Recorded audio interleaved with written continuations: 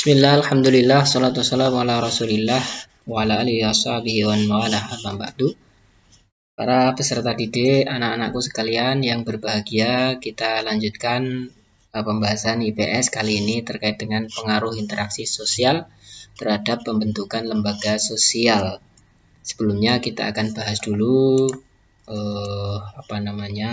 tugas yang minggu lalu, contoh asimilasi di lingkungan masyarakat. Ya, lingkungan masyarakat itu asimilasinya apa saja? Asimilasi nanti cara-caranya adalah dengan cara toleransi ya.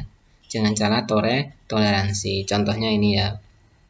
Bertoleransi berbeda agama tapi harus dijaga agar tidak menimbulkan percekcokan antar tetangga.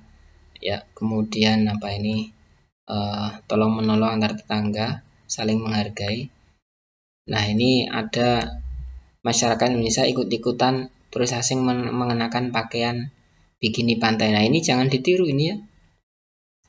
Ini jangan ditiru. Ini adalah melanggar syariat Islam. Ya. Jadi budaya asing yang tidak sesuai dengan syariat, maka jangan ditiru ya. Kalau budaya asing yang sejalan dengan syariat ya silahkan ditiru, tapi kalau tidak sejalan bahkan bertentangan dengan syariat jangan ditiru. Contoh akomodasi di pesantren, ya, membentuk kelompok hafalan, saling menegur, apalagi nih, penyelesaian secara kompromi menggunakan kedua belah pihak. Ya. Kalau yang kompetisi, lomba MTQ, JCA lari ini dari teman-teman yang menjawab ya. Jadi tolong nanti dilihat kembali apa makna dari proses asosiasi ya. Kerjasama, akomodasi adalah pertentangan, penyelesaian pertentangan tanpa menghancurkan pihak lawan. Sedangkan asimilasi adalah cara-cara bersikap dan bertingkah laku dalam menghadapi perbedaan untuk menyampaikan kesatuan dalam pikiran dan tindakan. Ya, biasanya ini dengan sikap toleransi, menghargai dan sebagainya. Sementara yang pertentangan ini adalah kompetisi, ya, kontravensi atau konflik. Ya. Baik, kita lanjutkan ke materi lembaga sosial ya, pengaruh interaksi terhadap pembentukan lembaga sosial. Baik, bertemunya orang atau perorangan, kelompok dalam pergaulan hidup akan menghasilkan satu kelompok sosial yang membentukkan satu aturan. Satu lembaga terbentuk akibat dari berbagai aktivitas manusia dalam memenuhi kebutuhan melalui interaksi sosial. Ya, jadi dengan interaksi sosial, manusia itu bisa bekerja sama, saling menghormati, saling menghargai, hidup rukun dan gotong royong bersama.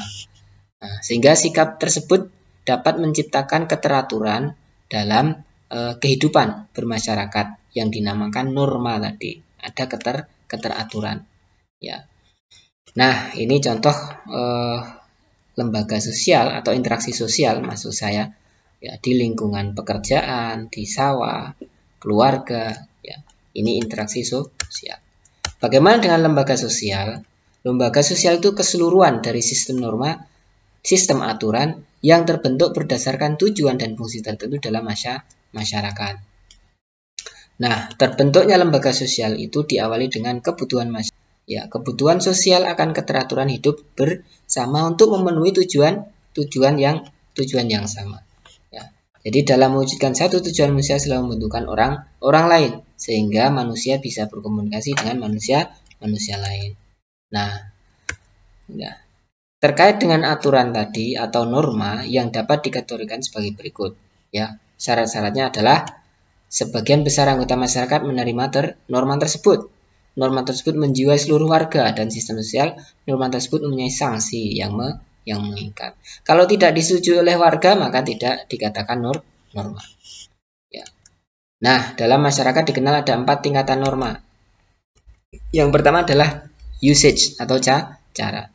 Apa itu perbuatan individu dalam masyarakat? Nah, penyimpangan norma hanya akan mendapatkan teguran saja atau celaan, tidak berubah hukuman. Contohnya membuang sampah sembarangan, berpakaian tidak rapi, pasti akan menimbulkan celaan. Kemudian yang kedua adalah kebiasaan, faux way, perbuatan yang dilakukan secara berulang-ulang dalam bentuk yang sama.